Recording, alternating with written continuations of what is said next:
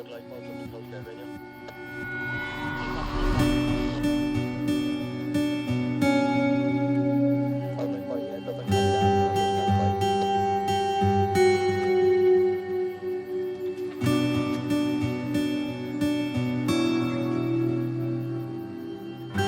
video is about a family boat trip to an offshore island on a sunny day in Ireland. This video shows exactly what they mean when they say a rigid inflatable boat or rib is the 4x4 of the sea. Any bigger and it's a truck, and any smaller and it's a scooter. This kind of boating is not a rich man's game. The boat plays in the sea, but it stays in your drive. You could pick up a second-hand boat as capable as this for the price of 2 or 3 family holidays, or another year or 2 of depreciation on that number plate already parked in your drive. For the most part, it's just a choice.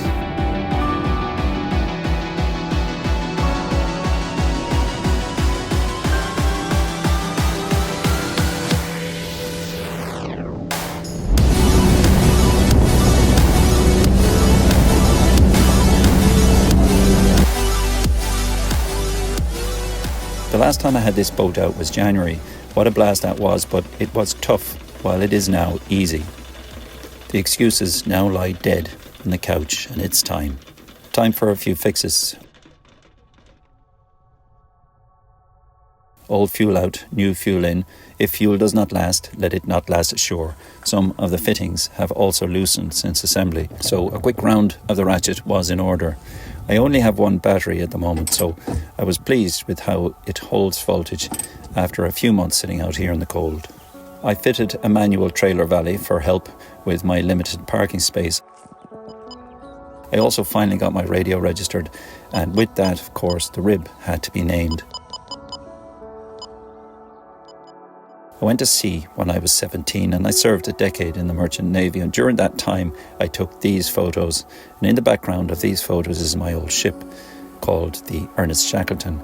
It was once my home for just over 8 months. In the foreground here is the gravestone of Ernest Shackleton himself, a hero to all mariners, but not least because of his leadership in the greatest small boat voyage of all time, in his successful attempt to rescue his entire crew. So 2 decades after I came ashore in order to steer myself into family life, the man who always brought his crew back alive is a natural hero for my family and I as we return to Adventures Afloat.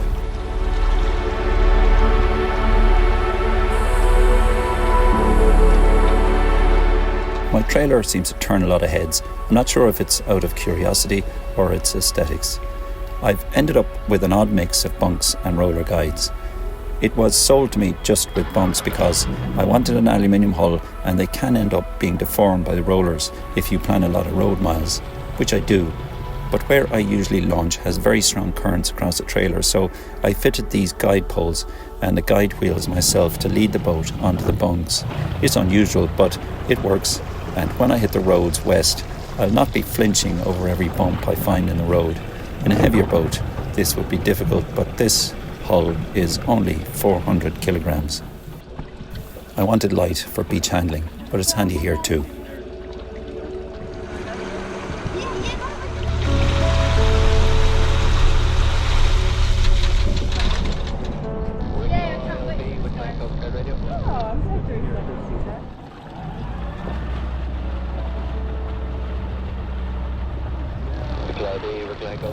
I bought new because I knew precisely what I wanted, and I didn't want to be trading with boats while I found my way towards the one I wanted anyway. But also, I did so to bypass the time it takes to get things all sorted. What I realised though is that getting it all sorted and the hours churning over options and alterations is not to be seen as keeping you from the hobby, but as part of it. I also bought new because of the difficulty with building in technical redundancy into a boat this size, so I sought reliability instead. Yet I find myself still seeking redundancy and backups anyway. So don't let the price of new be what keeps you from the slipway. Much as this machine is my pride and joy, I do remember that new is like beauty, both temporary and not entirely necessary. The only way to make new last is memories anyway, and that's what we're here for.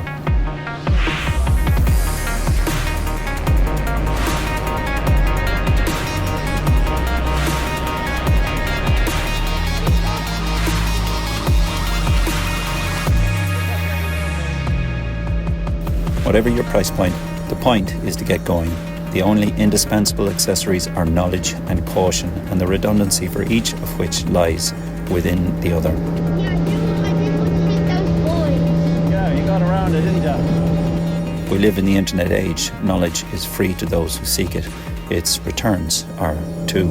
See, we can start coming around the corner slowly now.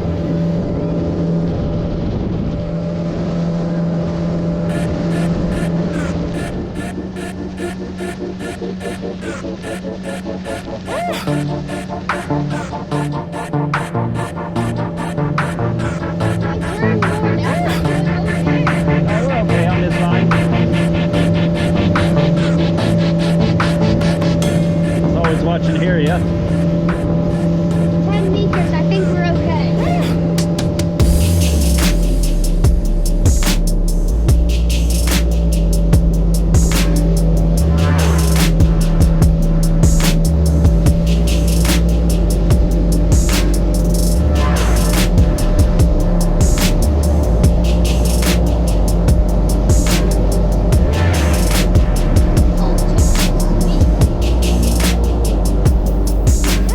Today would be the first day out for us in effectively flat calm seas. I have a 100 horsepower Suzuki and I have changed to a 3x14x19 propeller as the original could not reach target RPM as per the manual. So this will be my first chance to see what you can do with a family of 4 with all our gear aboard.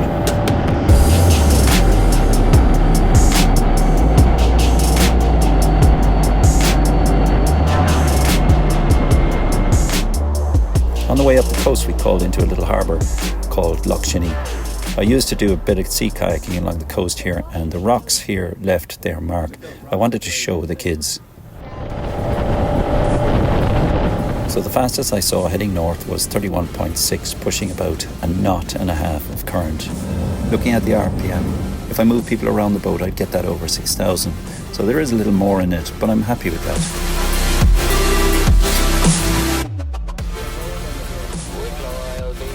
As we pull into Shenick Island off the town of Skerries, you can see the rip in the tide where it runs over the sandy bar which reaches out towards the mainland. What do you do with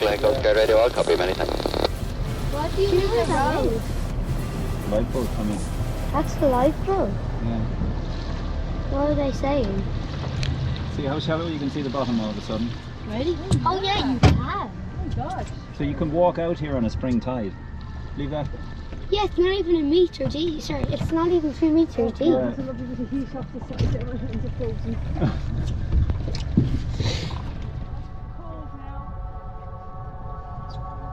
and Dad are the only ones that aren't cold, and also the only ones that don't have about 5 layers on us.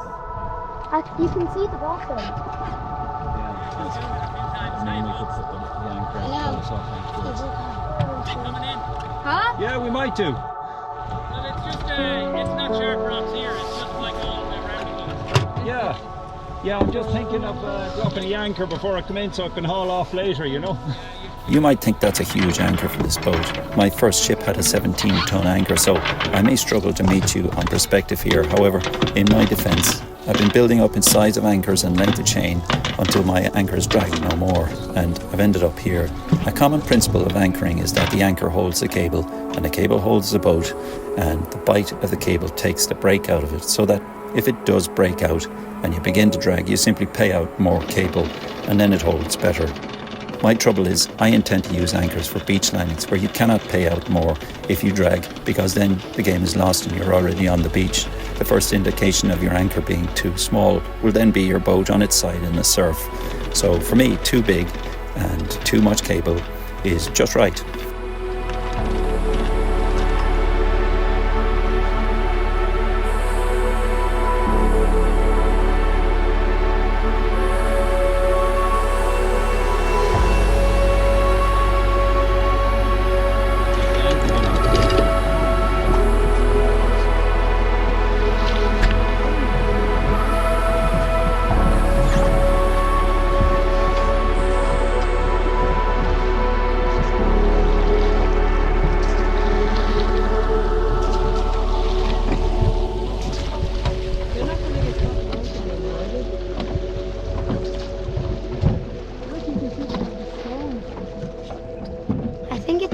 take my life jacket off. You can take it off now, sweetie.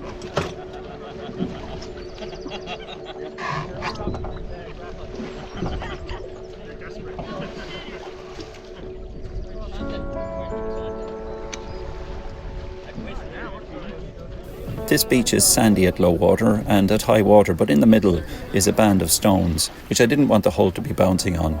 To keep the boat afloat, I set up with an offshore bow anchor and a kedge anchor over the stern, buried up on the beach.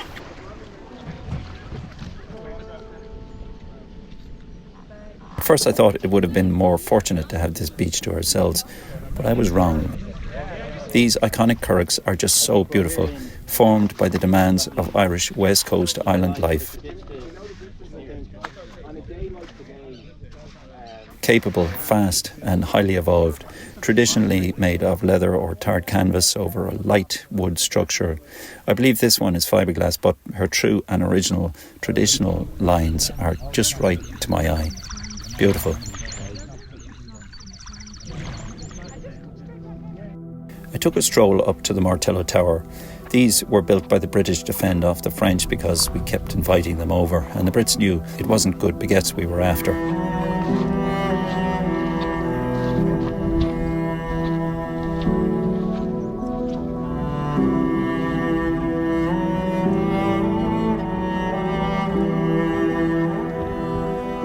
They were built with a large gun on the roof and are strung along our coastline. Most of them are closed off. It was cool to be able to see the inside of this one.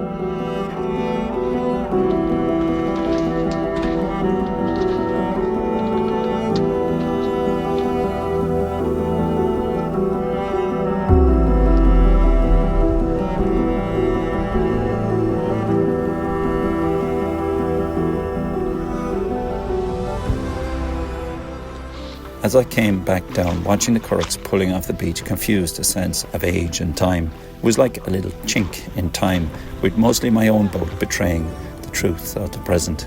Everything else could have been so long ago.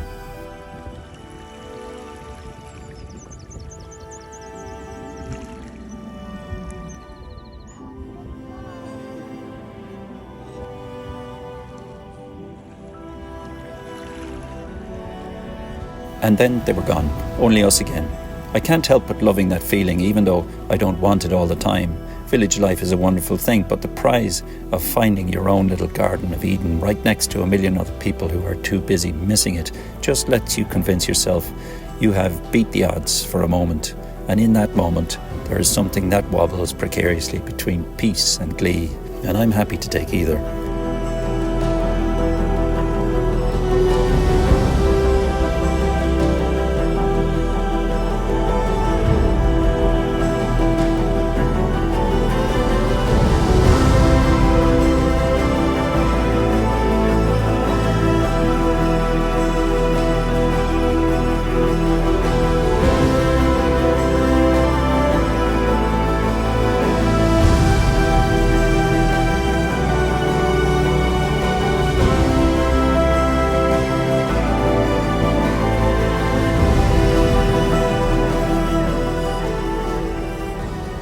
But time and tide waits for no man, and it was time. I hauled in the kedge, took a little up on the bow anchors and started the engine in safe water, and then weighed the anchor fully. This was then going to be the moment of truth on speed, this time with the ebbing tide behind us, so that both legs could cancel each other.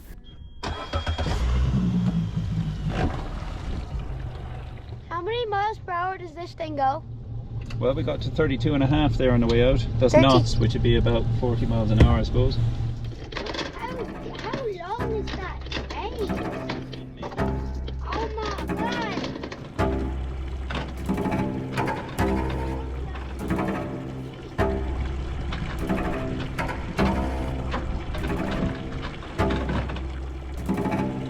Okay, that was flying action. Away from the shore. Because I spend my days on the boat going places with the intention of getting ashore, the fuel burn has been minimal, often 8 litres or less for a day out. Even in this day and age, that's no crime. But boats are not like cars. Fact is, for most of us, they will not be used every day, so the justification for battery manufacturing footprints is often not there, in my opinion. The danger to my economy is not the machine, It's that hand there. That hand is hooked on more. Flat stick is the drug. Well, today we'll have a look, just for research, you understand.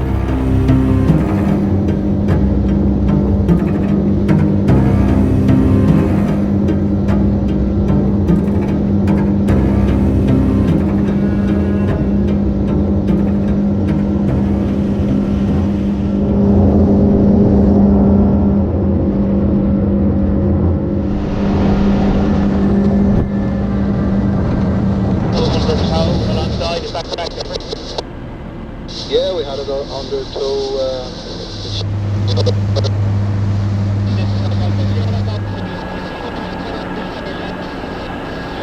So the trial is done. The Nividic 550 will do 33 knots with 100 horsepower and a family of 4 aboard and a 3x14x19 propeller fitted. As they say in engineering terms, tested and found satisfactory. Very satisfactory, I would say. This boat is a relatively safe economic space for that speed-hungry right hand of mine.